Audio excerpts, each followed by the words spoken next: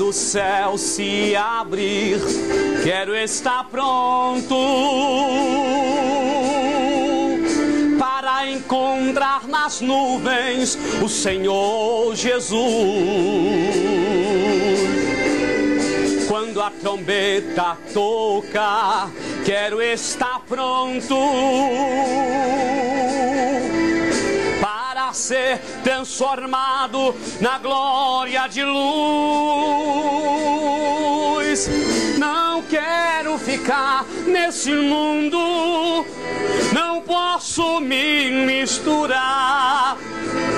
Eu quero estar separado para Deus quando o Senhor voltar.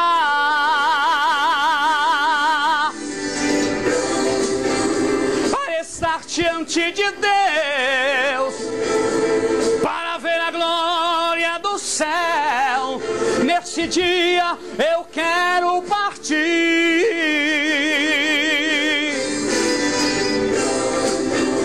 para entrar lá no céu de luz, só para ver o Senhor Jesus. Nesse dia eu quero estar pronto para subir.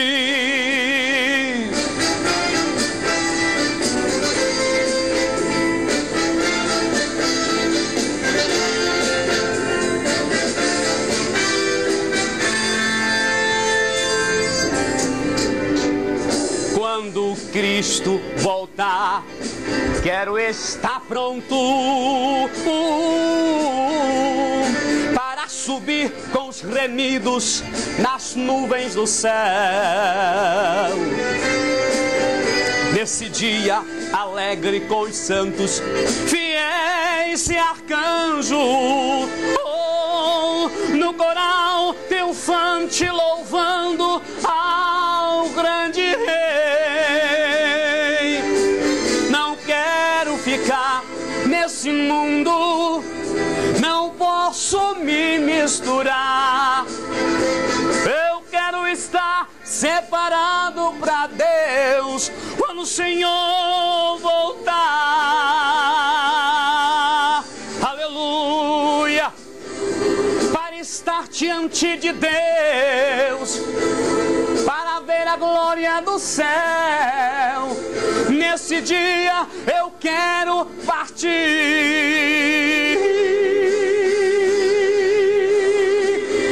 para entrar lá no céu de luz, só para ver o Senhor Jesus. Nesse dia eu quero estar pronto para subir, para estar diante de Deus, para ver a glória no céu. Nesse dia eu quero partir. Glória a Jesus. Pronto, pronto, pronto. Nesse dia eu quero estar pronto para subir, pronto para subir, pronto para subir, pronto para subir para o céu.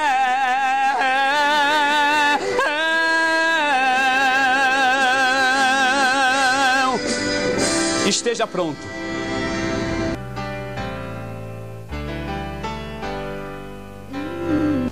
Queremos cumprimentar a todos com a paz de nosso Senhor e Salvador Jesus Cristo. Amém? Glória a Deus. Nós estamos, neste momento, iniciando o programa TV EBD, na TV Cidade Esperança. E desta feita nós estamos na congregação Elim Palmeira, cujo pastor é o pastor Manuel Pereira. O diretor da Escola Bíblica Dominical, o irmão José Fernandes. E a diretora do departamento infantil é a irmã Ivonete Holanda. Nós vamos ver hoje a nossa lição número 4. Nós estamos nesse trimestre estudando o tema que é Vem o fim vem. A doutrina das últimas coisas. E a lição que nós vamos ver hoje é a lição de número 4, que tem como título O Arrebatamento da Igreja. O nosso texto áureo diz: no momento, num abrir e fechar de olhos, ante a última trombeta, porque a trombeta soará e os mortos ressuscitarão incorruptíveis e nós seremos transformados. Está a primeira carta do apóstolo Paulo aos Coríntios, capítulo 15, versículo 52. E a nossa verdade prática diz assim: o clarim já nos alerta, nosso coração desperta, pois a vinda é bem certa de Jesus. É um trecho da harpa cristã, o nosso hino de número 206. E a nossa leitura bíblica em classe que nós vamos fazer com o nosso consultor diário, o irmão Ailton, vai ser então a primeira carta do apóstolo Paulo aos Tessalonicenses, capítulo 4, do versículo 13 até o versículo de número 18. Não quero, porém, irmãos, que sejais ignorantes acerca dos que já dormem, para que não vos entristeçais como os demais que não têm esperança. Porque se cremos que Jesus morreu e ressuscitou, assim também aos que em Jesus dormem, Deus os tornará a trazer com ele. Dizemos-vos, pois, isto pela palavra do Senhor, que nós, os que ficamos vivos, para a vinda do Senhor, não precederemos os que dormem. Porque o mesmo Senhor descerá dos céus com alarido e com voz de arcanjo e com trombeta de Deus, e os que morreram em Cristo ressuscitarão primeiro. Depois nós, o que ficamos vivos, seremos arrebatados juntamente com ele nas nuvens, ao encontro o Senhor dos ares, e assim estaremos sempre com o Senhor. Portanto, consolai-vos uns aos outros com estas palavras. Nossa lição número 4, então, sobre um tema que muitas vezes nós temos nos esquecido de falar na igreja sobre isso. Tem épocas em que a igreja fala muito sobre o arrebatamento, mas também nós temos época em que a igreja parece que se esquece de falar no arrebatamento, que é um assunto muito importante para nós. Porque aqueles que estão esperando o arrebatamento da igreja são aqueles que são salvos, são aqueles que estão fazendo a obra de Deus, são aqueles que estão vivendo em comunhão com Deus. Então esses que estão prontos, esperando a todo momento, a todo dia, estão esperando a volta de Jesus para nos buscar, para estarmos para sempre com Ele. Glória a Deus. Como nós devemos esperar a vinda do Senhor? Em primeiro lugar, nós devemos esperar a vinda do Senhor com vigilância. Nós devemos estar vigiando. Como é que nós vigiamos? Jesus disse: olha, não sabeis a que hora há de vir o vosso Senhor. E ele diz que vem como ladrão. Então você não sabe que hora vem o ladrão. Então você tem que estar o tempo todo pronto, esperando. Você tem que estar assim de sobreaviso, porque a qualquer momento ele pode chegar. Mas tem muita gente que diz: mas como falar que Jesus vem como ladrão? Jesus não é ladrão, Jesus não rouba. Na verdade, isso é apenas uma expressão, como um significado de que ele vem de repente, sem nós estarmos apercebidos, sem nós estarmos esperando naquele momento. A verdade é essa, não tem nada a ver com ladrão, porque a igreja é de Jesus. Jesus diz: olha, eu edificarei a minha igreja.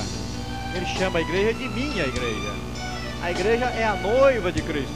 A igreja pertence a Jesus. Então ele não vem roubar, ele vem pegar para ele o que já é dele. Ele vem buscar os seus, ele vem buscar a sua noiva. Então nós devemos estar vigilantes. De que maneira nós ficamos vigilantes? Olhando para as coisas que estão acontecendo e comparando com o que Jesus disse que haveria de acontecer perto da sua vinda. São sinais da vinda de Cristo. Muita gente diz, olha, mas o que está escrito em Mateus 24 são sinais da época da grande tribulação. Mas acontece que esses sinais também são sinais da vinda de Jesus, porque os sinais começam antes da vinda de Jesus, para nos chamar a atenção para a vinda de Jesus. Mas esses sinais se tornarão mais fortes durante a grande tribulação, e eles terão pleno cumprimento final deles durante a grande tribulação. É por isso que as guerras, rumores de guerras, são sinais da vinda de Jesus, mas durante a grande tribulação, essa guerra será entre apenas dois tipos de povos. São os povos que não aceitaram o anticristo contra os povos que aceitaram o anticristo. Então, a guerra entre dois povos. Hoje nós vemos vários tipos de guerra. Naquele tempo, não. Haverá uma guerra no final da grande tribulação, no Armagedon, que será os de Deus contra os do anticristo. Assim que a religião, por exemplo, são sinais. Um dos sinais é a multiplicação de religiões. São várias religiões, várias seitas. Mas acontece que na vinda de Jesus começa a grande tribulação, e no mundo então haverá o quê? Quantas religiões? Somente duas religiões. Uma religião do anticristo e a outra religião, que é a cristã, daqueles que estão esperando Jesus para o final da grande tribulação. Porque essa vinda de Jesus, ele vem antes da grande tribulação para a igreja, mas ele voltará no final da grande tribulação também. Então a segunda vinda de Jesus era separada em duas fases.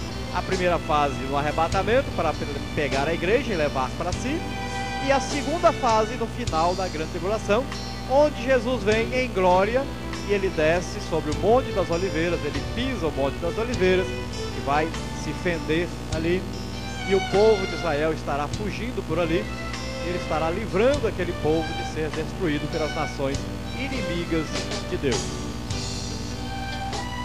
Nós temos também que está esperando a vinda do Senhor com oração. Oração. O que é oração? Nós devemos esperar a vinda do Senhor, sempre conversando com o Senhor sobre isso, pedindo a Deus revelação desta vinda, pedindo a Deus que nos mantenha sempre vigilantes e que faça com que nós estejamos sempre prontos para a sua vinda. Nós devemos estar sempre em comunhão com Deus através do Espírito Santo. E como manter então a comunhão com o Espírito Santo? Orando, conversando com Deus e principalmente deixando que o Espírito Santo fale através de nós com Deus, que é a oração em línguas.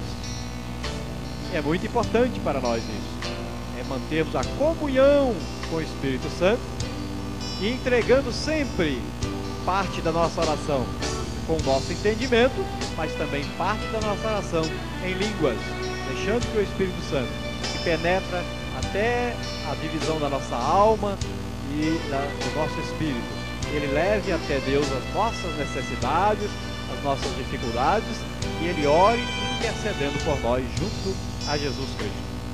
Aleluia! Que levará a nossa oração ao Pai, porque Jesus está à direita de Deus intercedendo por nós.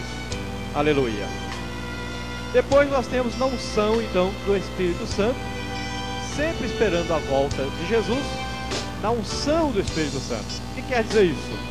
Esperando a volta de Jesus, mas nós devemos esperar a Jesus voltar, fazendo alguma coisa para Deus. Nós devemos estar ocupados na obra de Deus. O que quer dizer isso?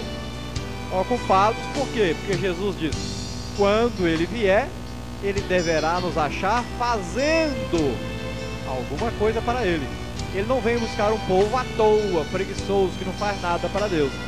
Ele vem buscar aqueles que estão fazendo a obra de Deus. Então devemos estar fazendo alguma coisa quando Jesus chegar. Depois, com amor. Ele deve então nos encontrar amando as pessoas como Ele ama. Como nós provamos que amamos as pessoas? Quando nós levamos o Evangelho a estas pessoas. Quando nós falamos de Jesus para as pessoas. Quando nós ajudamos as pessoas, tanto espiritualmente como materialmente. Quando nós estamos demonstrando o amor que Deus derramou em nossos corações através do Espírito Santo às outras pessoas também. Então, com amor e amando também a vinda de Jesus. É muito importante estar amando essa vinda, estar desejando essa vinda, porque muitos, a vinda de Jesus para ele é um atrapalhamento, é uma coisa que vai estragar a vida dele, é uma coisa que vai prejudicá-lo. Muitos estão amando, estão tão agarrados ao mundo e às coisas que existem no mundo, que a vinda de Jesus para ele não é uma coisa boa. Então nós devemos amar a vinda de Jesus. Devemos todos os dias vivermos como os apóstolos, que sempre estavam esperando Jesus voltar, todos os dias das suas vidas. Eles não esperavam Jesus voltar daí a 10 anos, daí a 20 anos, daí a 30, daí a 50, nada disso. Eles viviam como se Jesus estivesse voltando naquele dia. Agora, não devemos também exagerar, porque muitas pessoas, eu já até conheci pessoas dessa maneira, que estavam esperando Jesus voltar naquele dia, e pessoas que entraram para o lado do fanatismo, que tiraram seus filhos do colégio, abandonaram o emprego, fizeram tantas coisas terríveis, pensando que Jesus estava voltando naquele dia, porque não souberam entender a palavra de Deus.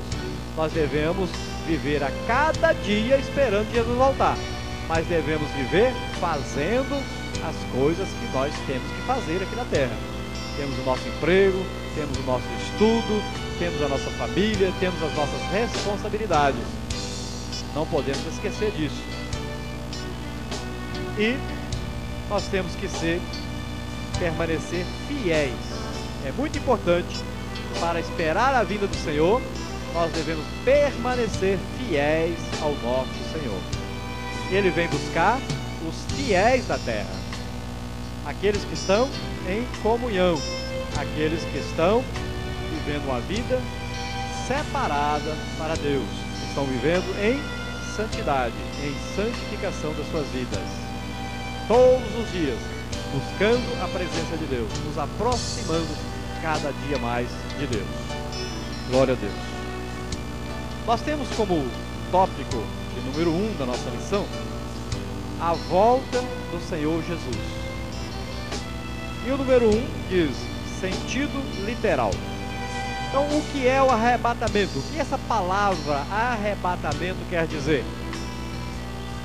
Muita gente fala sobre a vinda de Jesus, fala sobre o advento. Até os católicos usam muito essa palavra, advento.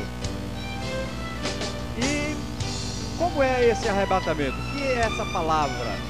Essa palavra, ela deriva da palavra raptus, em latim, que significa arrebatado, ou diz arrebatado com força, ou rapto com violência. Então, é uma coisa rápida e uma coisa que não dá tempo de pensar, de raciocinar, não dá tempo de você, o arrebatamento agora eu vou me arrepender, o arrebatamento agora eu vou pedir perdão a Deus, agora é o arrebatamento eu vou fazer isso. Não dá tempo.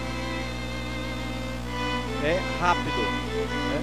Se nós olharmos essa palavra no Velho Testamento, no Antigo Testamento, nós vamos ver que lá em Juízes tem essa palavra lá, quando benjaminitas, né, eles pegavam e arrebatavam as mulheres nas vinhas. Eles não tinham mulheres para continuar a tribo, e o que eles faziam? Se escondiam entre as árvores, e quando as mulheres de outras tribos passavam, eles agarravam aquela mulher e escondiam aquela mulher e levavam para ele. Ali também tem essa palavra arrebatamento, que significa exatamente isso, é pegar com violência, rapidamente, e esconder. Então o que Jesus vem fazer na verdade? Ele vem para tirar a igreja do mundo. Ele vem então para pegar a sua noiva e retirá-la rapidamente do mundo. Então é por isso que ele vem como ladrão de noite. O ladrão vem, você não está nem esperando, ele leva as coisas sem você nem perceber, já levou, né? É rápido. Quando você acorda, que você vai olhar, pronto, roubaram. Assim também é a igreja, ela vai ser levada, e quando o mundo olhar e procurar a igreja não está no mundo mais. Aleluia, glória a Deus. Então essa palavra, o que ela significa teologicamente, dentro da teologia, dentro do estudo de Deus? O que significa a palavra arrebatamento? Então, essa palavra arrebatamento significa a vinda de Jesus para buscar a igreja, a sua noiva, para morar para sempre com ele no céu. Este evento descrito em 1 Coríntios 15 refere-se à ocasião em que a igreja do Senhor será arrebatada da terra para encontrar-se com Jesus nos ares. O arrebatamento abrange apenas aos salvos em Cristo. Então veja bem, teologicamente então, o arrebatamento é só para os salvos em Cristo. Esse arrebatamento que nós estamos esperando, Jesus só vem buscar os salvos. Agora, ele vem buscar dois tipos de salvos: os salvos que já morreram em Cristo, já tinham aceitado a Jesus como Senhor e Salvador e morreram, e vem aceitar também os salvos, aqueles que aceitaram Jesus como Senhor e Salvador e estão vivos na sua vinda. Então são dois tipos de pessoas que Jesus vem buscar: aqueles que já morreram em Cristo e os que estão vivos. Então, se hoje Jesus vier, se hoje ele vem nos arrebatar, então o que acontece? Os mortos que morreram em Cristo, que já aceitaram Jesus, já morreram, eles são transformados rapidamente, num abrir e fechar de olhos, num corpo espiritual, num corpo celeste, e sobem, e ao mesmo tempo nós, os que estamos vivos, também somos transformados, porque este corpo, essa carne, este sangue não herda uma vida eterna, tem que ser transformado. Esse corpo é material, esse corpo é terreno, então vai ter que ser transformado em um corpo celestial, em um corpo espiritual, em um corpo celeste, para poder morar no céu. Então nós seremos transformados rapidamente. Um abrir e fechar de olhos quer dizer mais rápido que isso.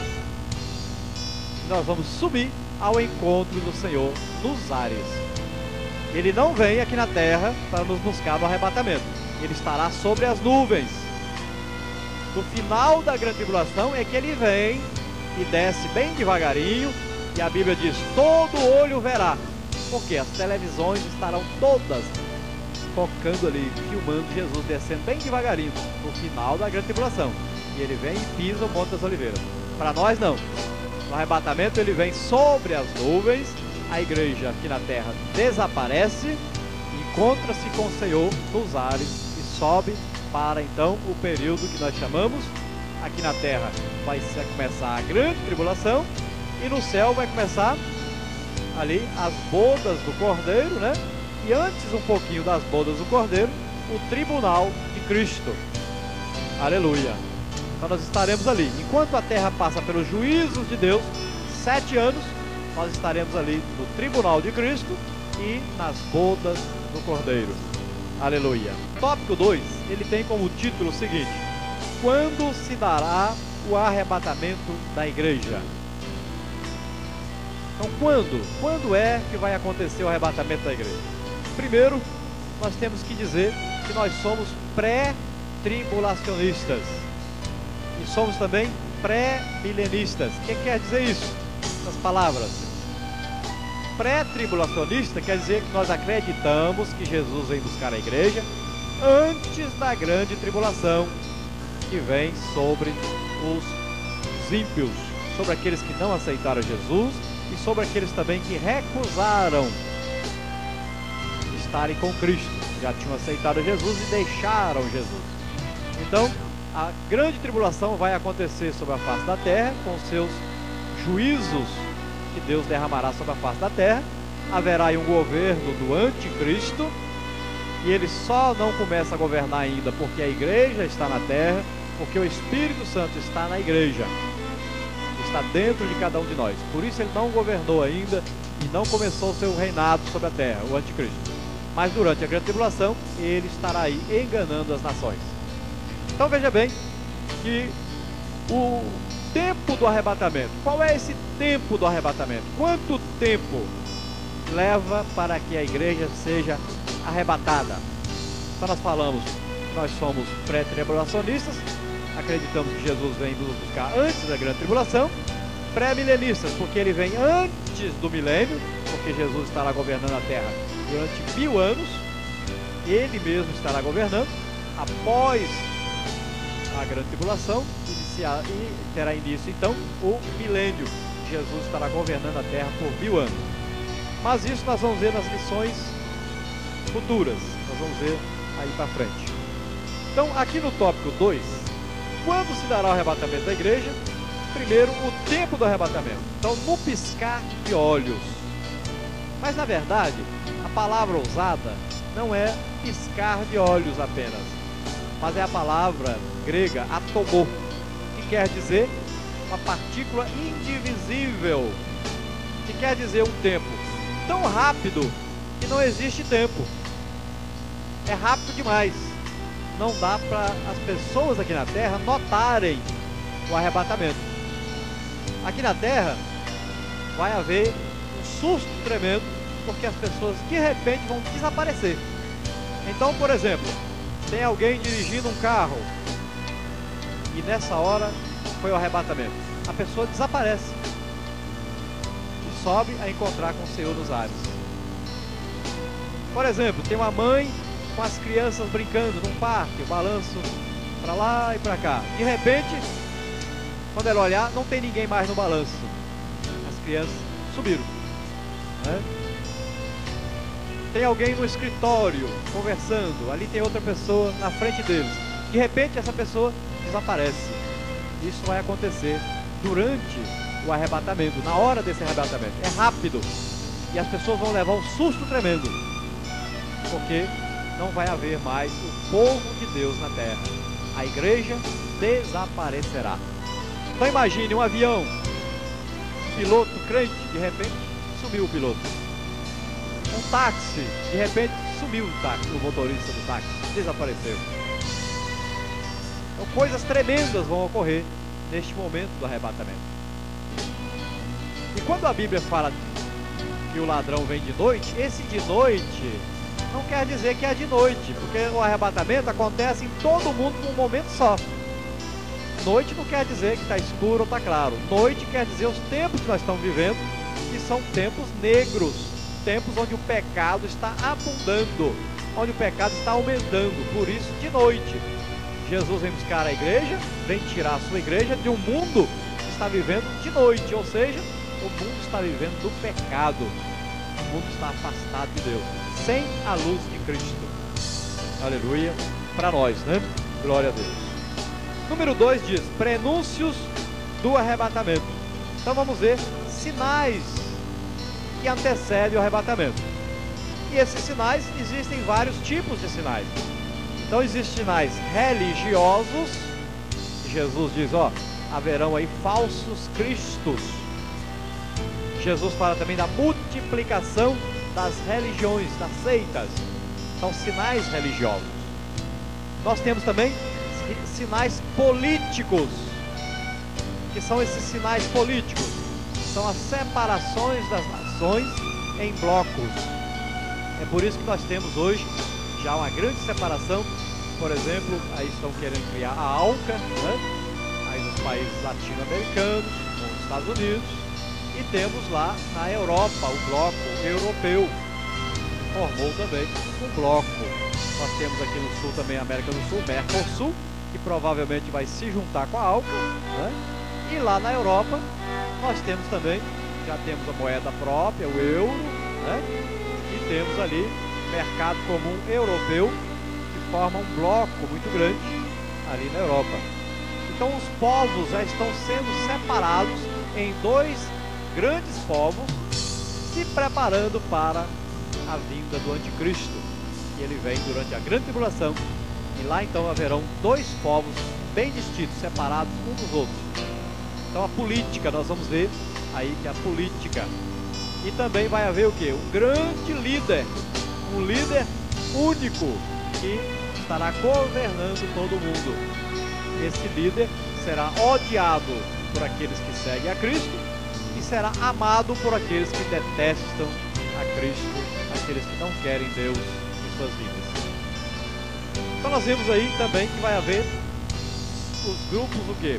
Aqui os sinais sociais que nós estamos vendo já. Sinais sociais que tem a ver com o quê?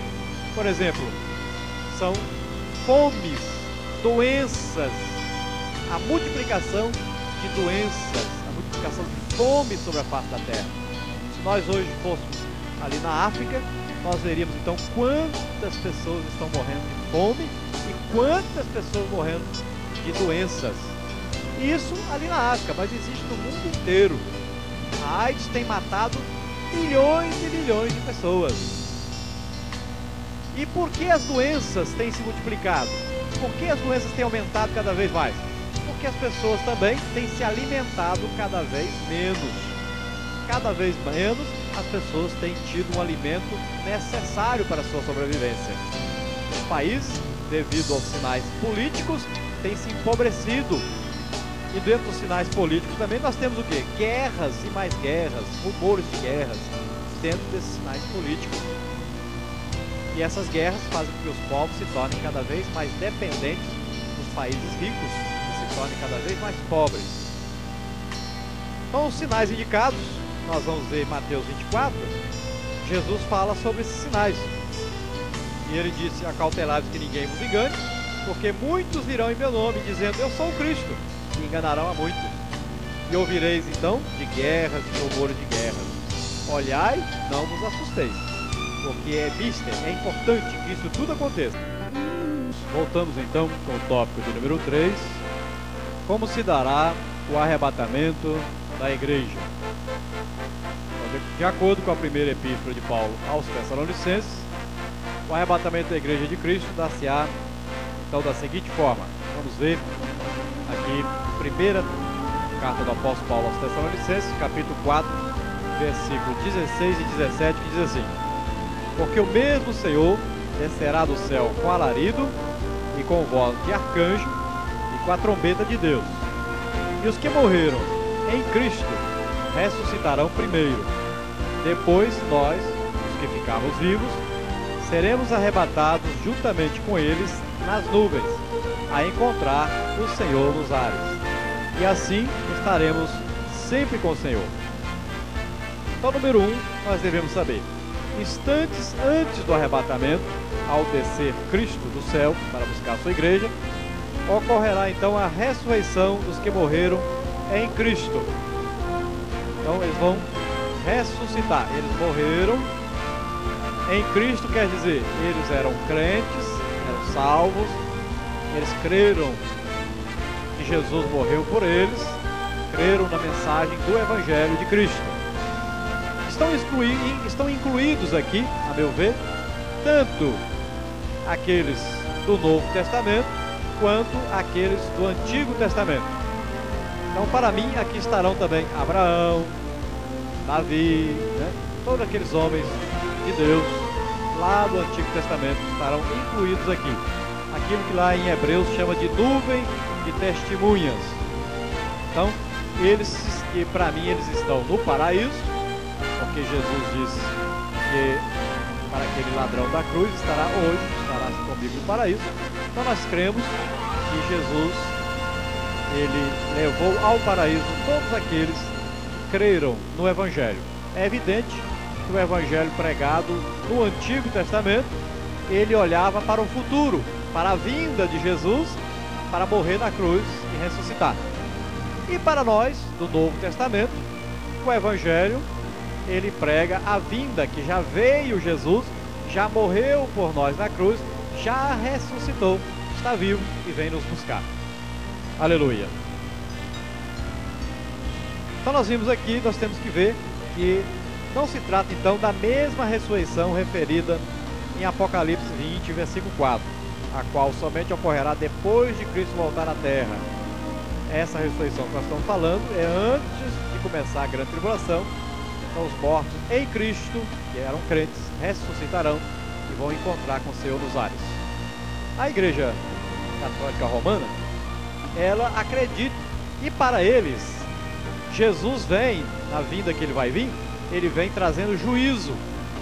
Pode ver que lá naquele credo, né, que eles dizem o credo apostólico deles, lá diz, creio em Deus Pai, Todo-Poderoso e tal, e na vinda de Jesus para julgar os vivos e os mortos. Porque eles acreditam que Jesus vem só para julgar os vivos e os mortos. Eles não acreditam nessa vinda de Jesus para vir buscar a igreja. Eles não acreditam em arrebatamento da igreja. Eles nunca pregam sobre isso. É diferente, né? E sobre essa vinda de Jesus, muita gente já marcou essa vinda.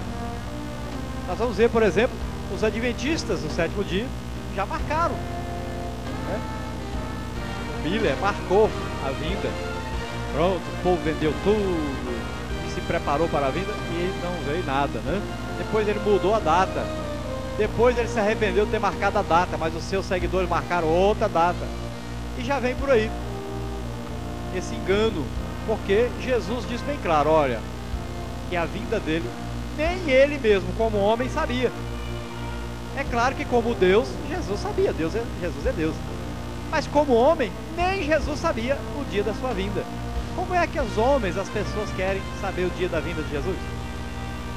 Então ele diz, a hora e o dia ninguém sabe. Somente o Pai que está nos céus, ele reservou isso, é um segredo dele. É um segredo de Deus. Nenhum homem sabe isso. Então muitos têm marcado. Nós vamos ver também, e não só aí os adventistas, como também os testemunhos de Jeová. Também eles têm um modo de pensar completamente diferente do que ensina a palavra de Deus, a Bíblia. Eles ensinam também de outro modo. Mas para nós então, nós temos que ver que a ressurreição dos mortos vem primeiro e depois. Número 2, ao mesmo tempo que ocorre então a ressurreição dos mortos em Cristo, os crentes vivos, aqueles que estão vivos no dia do arrebatamento, serão transformados, ou seja, seus corpos se revestirão da imortalidade. Isso acontecerá no instante, no abrir e fechar de olhos. Está escrito em 1 Coríntios, capítulo 15, versículo 52. E lá o apóstolo Paulo diz, olha, a diferença entre corpos. Então, assim como existe o corpo celeste, existe o corpo terrestre, né? De que é que nós somos feitos? Nós somos feitos do pó da terra. Por quê? Nós somos feitos para morar na terra, somos então feitos do pó da terra. Se nós fôssemos feitos para morar na lua, nós seríamos feitos do pó da lua. Então, para morar na terra, nós temos um corpo terreno, um corpo material. E para viver no céu, quando nós somos arrebatados, nós vamos ter que ter um corpo celeste. Para viver no céu é um corpo celeste. E é um corpo espiritual, não é um corpo material. Lá vive espírito. A Bíblia diz, Deus é espírito. Deus não é matéria. Então Deus é espírito. E nós também seremos, então teremos um corpo espiritual. Assim como aqui nós temos corpo, alma e espírito, lá também, na ressurreição, nós teremos corpo, alma e espírito. Só que lá o corpo é o corpo espiritual, não é mais o corpo material que nós temos aqui na terra. Tá bom? Então vamos ver. Número 3. Tanto os crentes ressurretos como os que acabaram de ser transformados serão arrebatados juntamente para encontrar-se com Cristo nos ares, ou seja, na atmosfera entre a terra e o céu. Vai ser retirado as forças malignas para que Jesus venha arrebatar a igreja. sobre as nuvens, né? Então vai haver essa batalha. Nós não vamos ver nada disso, mas vai haver, porque a igreja terá que subir ao encontro do Senhor nos ares. Aleluia. Então nós vamos ver que nos ares, então, nós vamos encontrar com o Senhor. Número 4. Estarão literalmente unidos com Cristo, levados à casa do Pai no céu e reunidos aos queridos que tinham morrido antes. Então nós vamos ser reunidos com Cristo e levados ao Pai. É a figura do casamento judaico, né? O casamento judaico é o seguinte, lá em João 14 você pode ver bem isso direitinho. Jesus está dizendo: não se turbe o vosso coração, não fiquem preocupados. Na casa do meu Pai tem muitas moradas. Se não fosse assim, eu não ia dizer para vocês. Mas quando eu for, a tradução correta não é se eu for, mas é quando eu for, então eu vos levarei vocês para morar comigo, porque eu quero que onde eu estiver, vocês estejam comigo. Essa é a figura do casamento judaico. O que acontecia? O noivo, ele se agradava de uma moça, ele ia na casa da noiva, fazia um grande banquete, ali ele almoçava, entregava para o pai da noiva um pendente de ouro, como prova de que ele estaria indo para a sua casa, construir uma casa ao lado do seu pai, e quando a casa estivesse pronta, ele voltava para buscar essa noiva, mas ele deixava um penhor, alguma coisa de valor, como prova de que ele voltaria para buscar a noiva. E ele então saía daquela festa, daquele almoço, e ia para a casa do seu pai construir a casa. E durante o período que ele estava construindo a casa, ele mandava recados para a noiva. Ele mandava recado dizendo: olha, eu já construí a base da casa, vou começar a construir as paredes. E a noiva ficava toda alegre: opa, já está construindo a casa, já ele vem me buscar. Mas uns dias passavam e o noivo mandava recado: ó, as paredes estão levantadas. E a noiva ali. A noiva também mandava recado para o noivo, recado. Perguntava: noivo, o que você gosta de comer? Qual tipo de comida que você gosta? Como é que você gosta que eu me vista? Como é que você gosta que eu fale? Mandava recado. E o noivo mandava recado para a noiva: olha, diga para ela que eu gosto que ela se vista bem santa. Eu não quero minha noiva vestida de qualquer maneira por aí. Ó, diga para minha noiva que eu não gosto de noiva que fala palavrão, que conta mentira. Minha noiva não gosta disso não. Diga para minha noiva que eu gosto que ela fique orando, lendo a Bíblia. Eu quero a noiva desse jeito. Mandava recado para essa noiva. Aí, daí a pouco já vinha outro recado: olha, prepara aí, porque o telhado, já estou no telhado, estou chegando. E ela: opa, está chegando o noivo, está chegando o dia do casamento. Ficava toda animada. E então, quando a casa estava pronta, o noivo vinha à casa da noiva e pegava a noiva, ali fazia-se um jantar, uma festa, né, com muitos convidados. E então ele pegava a noiva e levava para a sua casa, que ficava ao lado da casa do pai. Olha aí o que está dizendo em João capítulo 14.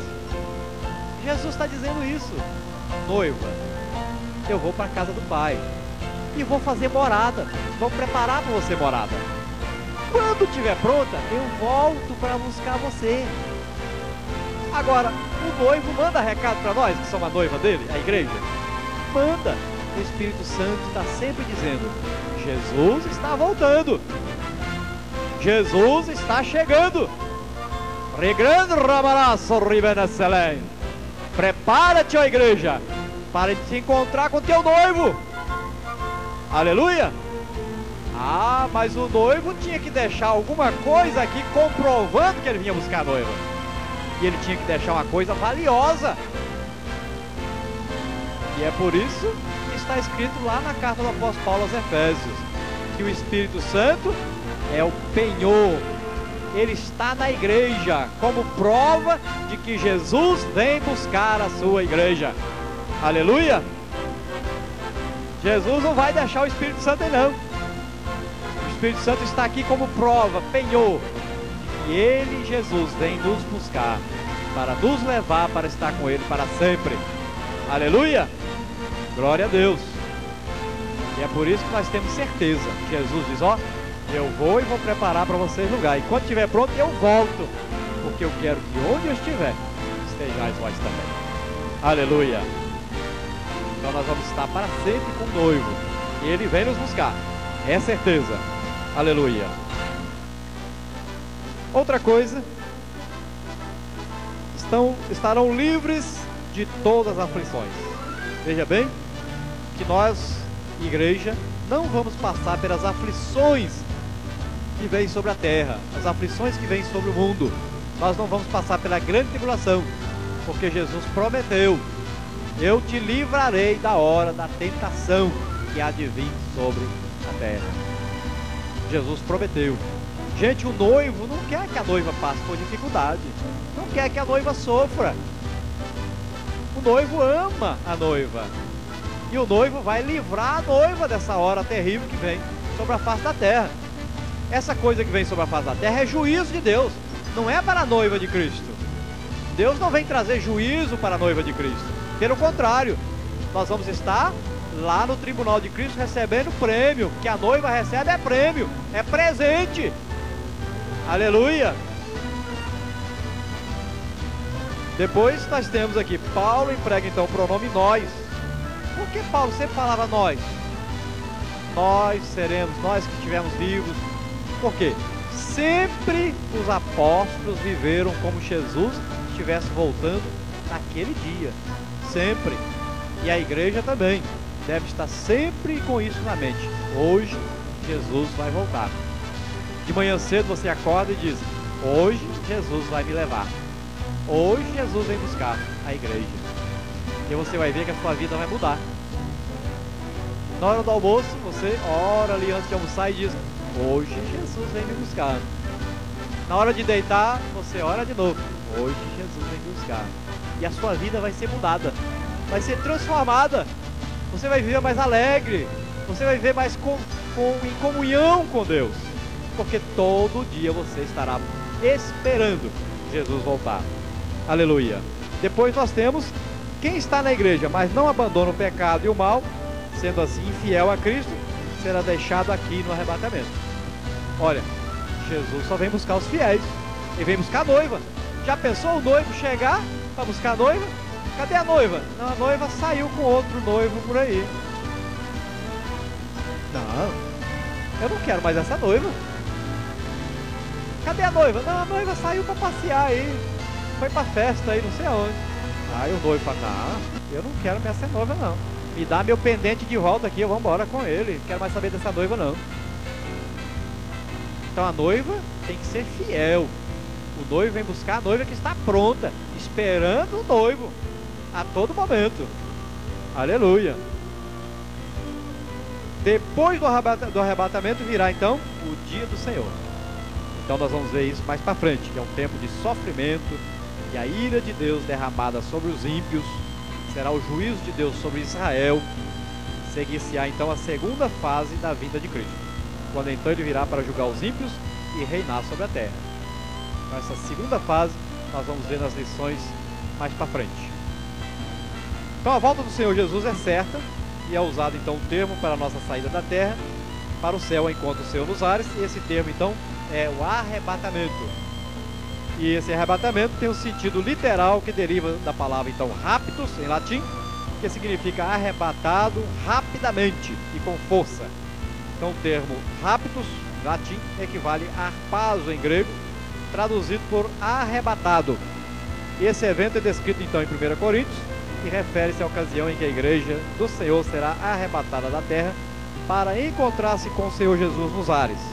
O arrebatamento então abrange apenas os salvos, é somente para os salvos. Agora você poderia perguntar, qual o propósito do arrebatamento? Qual o propósito e a consequência desse arrebatamento? Então o propósito do arrebatamento é que a igreja, a noiva de Cristo, se reúne ao seu noivo, e para que eles estejam então em plena e jubilosa união. Cristo amou a igreja e a si mesmo se entregou por ela para a santificar, purificando-a com a lavagem da água pela palavra, para a apresentar para quem?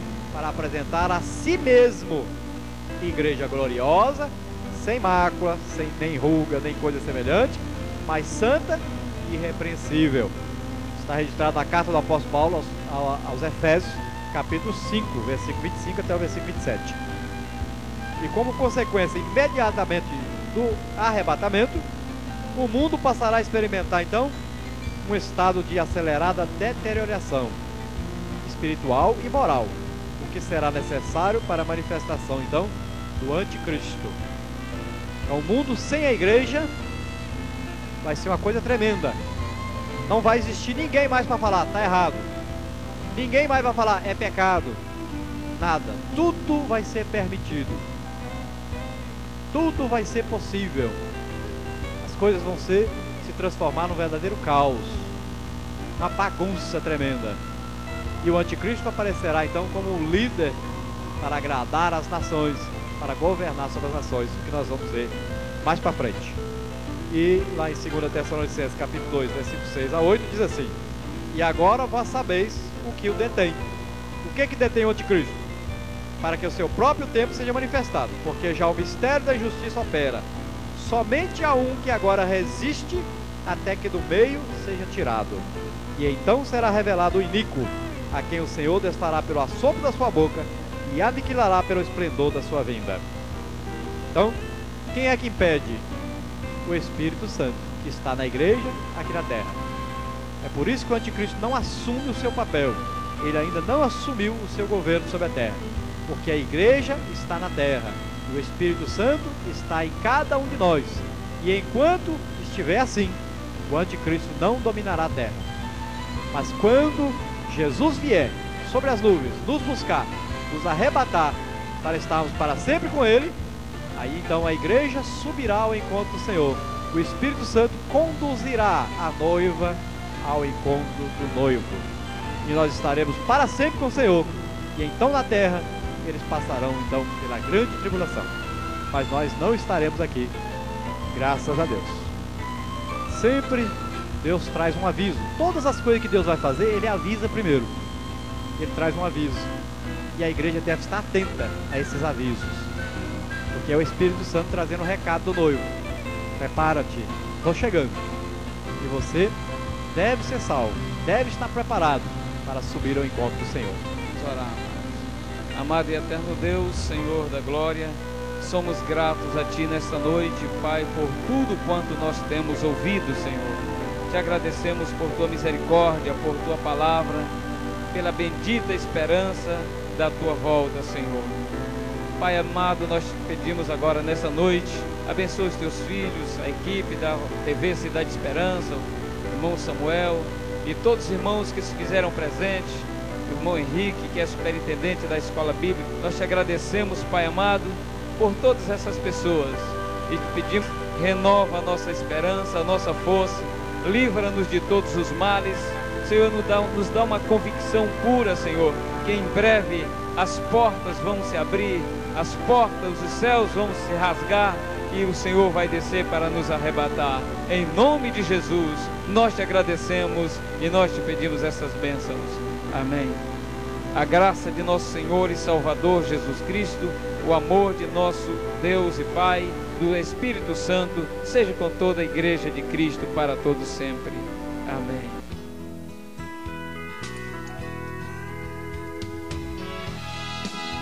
Livraria Canaã.